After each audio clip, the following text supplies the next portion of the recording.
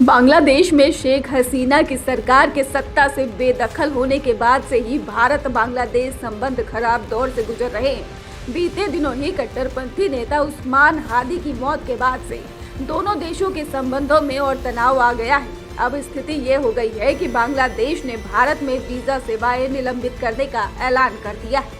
इससे पहले विरोध प्रदर्शनों को देखते हुए भारत ने भी चटगांव में ही भारतीय मिशन की सेवाएं बर्खास्त करने का फैसला किया था। तो आइए आपको बताते हैं कि कैसे ही भारत और बांग्लादेश के संबंध बिगड़ रहे हैं। इस पूरे विवाद की आखिर वजह क्या रही है। बांग्लादेश में बीते दिनों भारत विरोधी और शेख हसीना सरकार विरोधी नेता उस्मान हादी की गोली मारकर हत्या कर दी गई।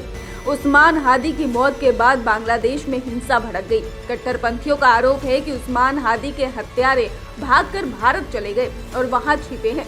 हालांकि बांग्लादेश की सरकार का कहना है कि संदिग्ध आरोपियों के भारत भागने के सबूत नहीं है। भारत ने भी आरोपों को सिरे से खारिज कर दिया है। हालांकि कट्टरपंथियों को उस्मान हादी की हत्या से भारत विरोध का मौका मिल गया है, इससे कि बांग्लादेश में अराजकता का माहौल है।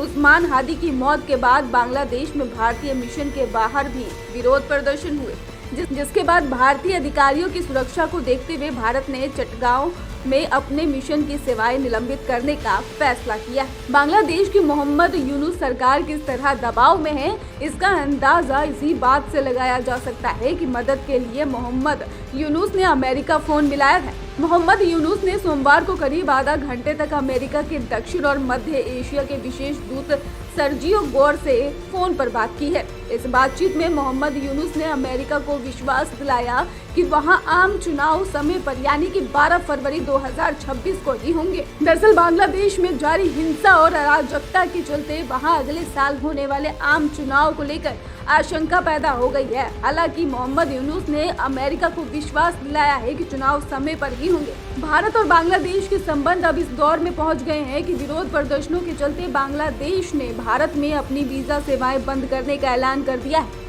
इससे पहले भारत की सरकार ने भी बांग्लादेश में हिंसक विरोध प्रदर्शनों के चलते चटगांव में अपने वीजा सेवाएं बंद करने की घोषणा की थी। भारत ने गंभीर सुरक्षा चिंताओं के चलते ये फैसला लिया, लेकिन माना जा रहा है कि बांग्लादेश ने सिर्फ बदले की भावना से वीजा सेवाएं बंद करने का फैसला किया है, क्योंकि भारत में सुरक्षा व्यवस्था की कोई समस्या नहीं है। उस्मान हादी की हत्या के बाद उसके संगठन इकबाल मोर्चा ने मोहम्मद यूनुस सरकार को धमकी दी है कि अगर हादी के हत्यारों को न्याय के कटघरे में नहीं लाया गया तो वे अंतरिम सरकार को सत्ता से बाहर करने के लिए अभियान चलाएंगे। इंकलाब मोर्चा की मांग है कि हादी की हत्या के मामले में तेजी से सुनवाई करने और इसमें शेख हसीना की पार्टी की संलिप्तता की जांच करने की मांग की है। बांग्लादेश की अपदस्थ प्रधानमंत्री शेख हसीना ने अराजकता और हिंसा के लिए मोहम्मद यूनुस की अंतरिम सरकार को जिम्मेदार ठहराया।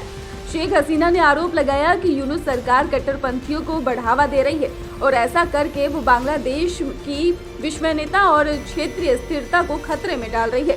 शेख हसीना ने दावा किया है कि कट्टरपंथी बांग्लादेश की विदेश नीति को प्रभावित कर रही है। उन्होंने कहा है कि जब बांग्लादेश में एक विधायी सरकार होगी तो दोनों देशों के संबंध फिर से बेहतर होंगे। कुल मिलाकर बांग्लादेश में बढ़ती हिंसा, अल्पसंख्यकों पर हमले और राजनीतिक अस्थिरता ने न सिर्फ देश को संकट में डाला, बल्कि भारत बांग्लादेश संबंधों को भी अब सबसे मुश्किल मोड़ पर लाकर खड़ा कर दिया है।